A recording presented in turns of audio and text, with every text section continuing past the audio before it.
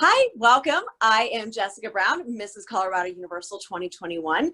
This is Beyond the Barbie, Powerhouse Paper Dolls. It is my interview series that seeks to go below the surface and asks, what inspires the women who inspire me?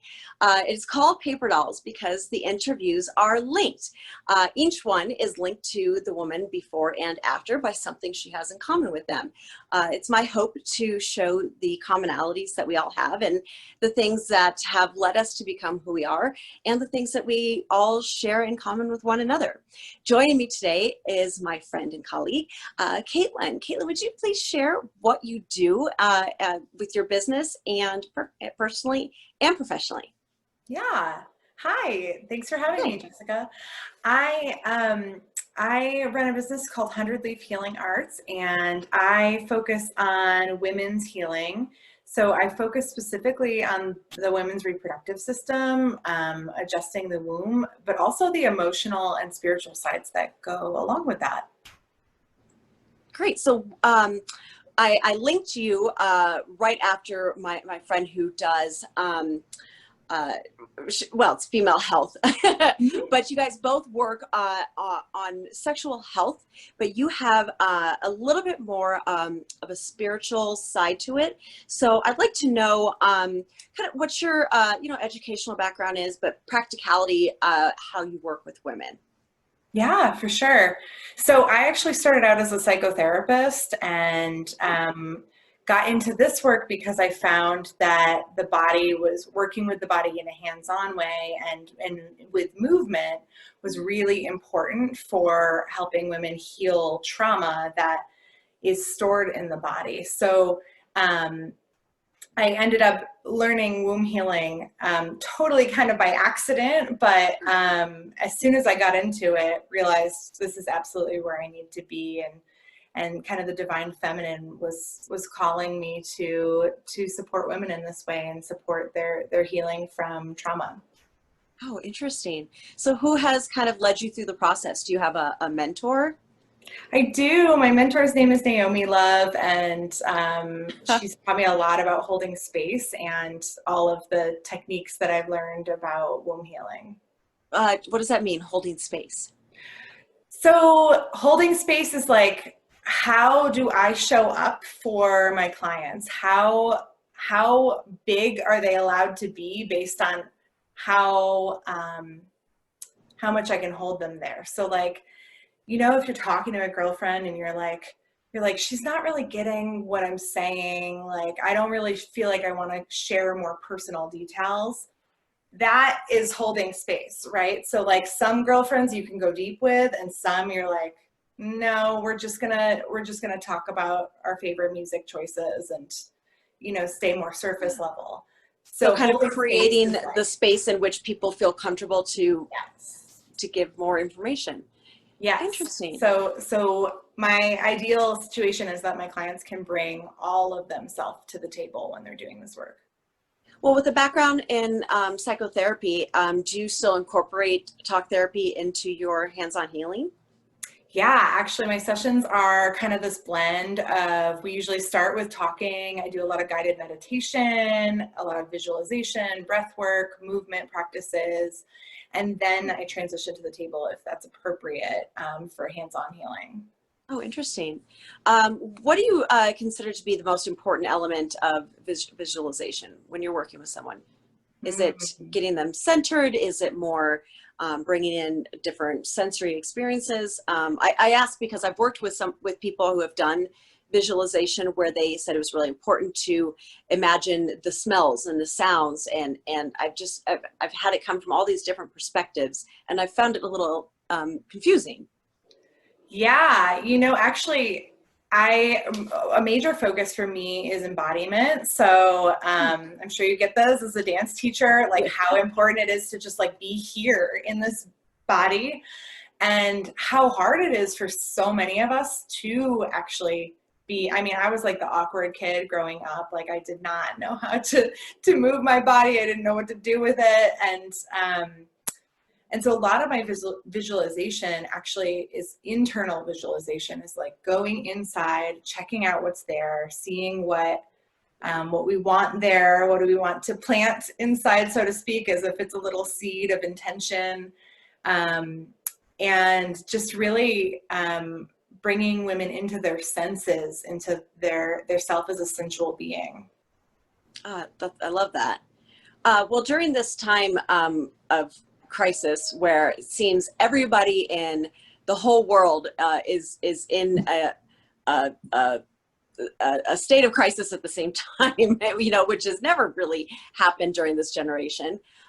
If you could teleport yourself into the living room of everyone across the country and give them, you know, like a 30-second message to bring them some kind of peace, or give them some kind of instruction to help them get through this, what would you say to them? I would probably just let all of us know that, like, we have access to this beautiful planet right here. And so much of my work with the body is about connecting the body to the earth.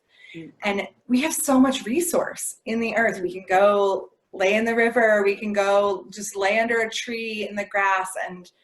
And especially during these times when, you know, anxiety is running really high, nobody really knows what's coming for the future, grounding ourselves with the actual earth, connecting to the plants, being in our sensual bodies by doing those things, by smelling flowers and taking in all of the senses with what nature has to offer, I feel is just so important right now. Yeah, I think that grounding, literal grounding, that's funny that you mentioned that at the beginning of this. That was the advice that I started giving, is if you can get outside, and I started doing toes in grass photo challenge. Try to get, you know, take a picture of your feet in the dirt or your feet in the grass. That we have become so isolated and so disconnected, and so that when the forced isolation of quarantine, it seems like we went inside and we got even more disconnected, not only from each other, but like you said, from the earth. That we became more connected to the technology and less connected to the wind and the sun and these things that we dismiss as being, you know, oversimplistic. But it's back to the basics that I think bring us the most peace. I think that would be really helpful information if people could follow it. Helpful advice if people could follow it. Yes. Well, so what brings you comfort right now? What gives you hope during this time of craziness in the world? I mean, definitely, it might sound silly, but flowers give me hope. No, I love that. You know, the cycles, knowing that there are these cycles that we're a part of, really does give me hope. And I think for me, the more I stay connected to the earth, the more I can see the natural healing that happens when we're connected to the earth. And then all of the things that are kind of going awry in our current society seem like they could just change overnight if we just remembered who we are. So yeah. Well, that the expression that, you know, nothing in nature blooms year round. Give yourself time, give yourself patience. I think that's what you're saying, that, you know, look at the flower, that there is a life cycle, there is turning towards the sun, that I think we put such an artificial pressure on ourselves because of the artificial light, you know, that just because we can stay awake and work 24 hours a day doesn't mean our bodies should be doing that. So I think that is a really great perspective. I really like that. Okay, so where would you go if you could go anywhere, if we were allowed to travel anywhere? And I know you just got back from somewhere a little bit more local. Yes. Taos, you said? Yes, I was in Taos, New Mexico. If you could go anywhere, if there was no quarantine, if there's no no travel ban, if you could travel anywhere, where would you take yourself? I actually was supposed to be spending the summer in Oaxaca, Mexico, and it's one of my most favorite places in the world. So I would go there. Oaxaca, Mexico? Yeah, Oaxaca. Oaxaca. Oh, Oaxaca. Yes. Yes. Where is that? Is that It inland? is Is it on kind the of coast? like southern central. It's the name of a state, but it's also the name of a city. Okay. And And what were your plans there? What were you going to be doing? I was going to be doing healing work there Oh with a group. I man. was supposed to be co-facilitating Oh. a retreat down there that was supposed to be amazing. Oh man, I'm And so sorry. How oh, disappointing. there were Was other this plans in your first time store. doing this, or have you done this before? So last year I got to attend as a participant, and I Oh, loved and it so much that this I year you were going to told, be a yes, practitioner? yes. Oh man. Oh, that's such a bummer. I'm Yeah. sorry. It's Those are just really such good a plans. beautiful, colorful, like passionate place that I'm glad I'm not there during a pandemic. Yeah, but But sounds full of life yes. and great Yeah. vibration around that area. Oh, Mhm. that sounds great. Okay, silly question. If you could have a superpower, what would it be? Oh, I've thought about this one so much. I want to be able to speak every language. Oh, I love that. I Yes. love that. But then I would feel like I would know when people were making fun of me anywhere I went. You know, I was just thinking about the nail salon and what they would what they might be saying, you know, where they're smiling and then they say something horrible and then I would know. And Right. I would want to know that.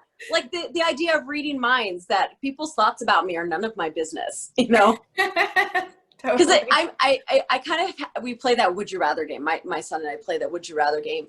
And so it's really warped my mind when it comes to superpowers, because I think about, you know, teleporting and the woman who's right before you, she would teleport because she was always late. And that was mine, except for then I would always be more late and I would never be anywhere for more than like 30 seconds because I have this like, oh, we should do this. Oh, I should do this. And I would just be always in and out, you know? And Yep. so I think that would you rather, I have talked myself out of just about every great superpower, because then I think of it, how awful it could go. But the idea of being able to travel, and I would love to be able to learn languages really quickly, you know, like pick things up really quickly. The superpower I settled on, when I've changed my mind multiple times, was I would like to be able to remember everything I learn. You know, Oh, like I would just yeah. like to not forget things, that all these things that I learn and I think, oh, that's so interesting. I would like to be able to remember that. So that would extend to languages. That would just go places and learn things. And can you imagine how quickly you would advance in every field that you would ever attempt if you could just remember everything? Yeah, that would be great. That would be great. All right, one more silly question. What is your least favorite word? What word do you not like? Oh, is it too cliche to say moist? See, there's two camps of people. There's two camps. Because I thought everybody I asked that question of, I thought everybody would say no. That everybody hates the word no. But no, Oh, it's moist. Everybody says moist. It's the craziest thing. And so far, nobody has said the word no. There's me with the word no, and then the rest of you who hate the word moist. I think we should just get rid of it then if we're all in agreement. Apparently, you guys Mostly. just all agreed that nobody wants that word. So you guys are just going to join together and get rid of that word. Well, you have had this incredible presence in my life through the posts that you've had and the brief times that we've interacted. And there's a lot of times that I think of you just, you know, well, what would Caitlin think of this approach? And so I know what kind of legacy you're leaving in my life, but I want to know intentionally, what legacy do you want to leave? What do you want to be remembered for? And how do you want to affect the world? Yeah, thank you. That's very sweet to hear. I really want women to be in their like full juicy, like yes in their bodies, full experience. So And moist is bad, but juicy's okay? juicy's okay. Yeah, I'm into Interesting. juicy. Okay, continue. And And for me, right, there's often some things we have to leave behind, and that's why I do the trauma work and I don't spend a lot of time focusing on it. It's like I want to just, okay, let's let go what's ready to go and go into the, like, what is next? What am I excited about? Like, what is my passion? And that way we're all leaving our most beautiful legacies. Oh, I love that. I really love that. So if you could give a piece of advice to your younger self, I know this is a kind of combining two of the things I've already asked you, but if you could give a piece of advice to your younger self, what would it be? I think I'd just let her know that everything is going to come in the right time. She doesn't have to rush. I rushed so much. I like got through grad school before I was, even a grown up. Really. Yeah. And I was on that one track mind, and now that I don't rush, I just enjoy my life so much more, and the gifts that I bring are so much juicier. Oh, and full circle. That's wonderful. Caitlin, thank you so much. You have such a joyous energy, even over Zoom. I so enjoy having you in my circle and in my life, and I'm so honored that you were part of this interview series. So thank you for having me. It's been and the dogs are excited as well. So thank you so much. I'm Jessica Brown, and this is Caitlin with 100 Leaf Healing Arts. 100 Leaf Healing Arts. Thank you again, and join us next time. Thank you.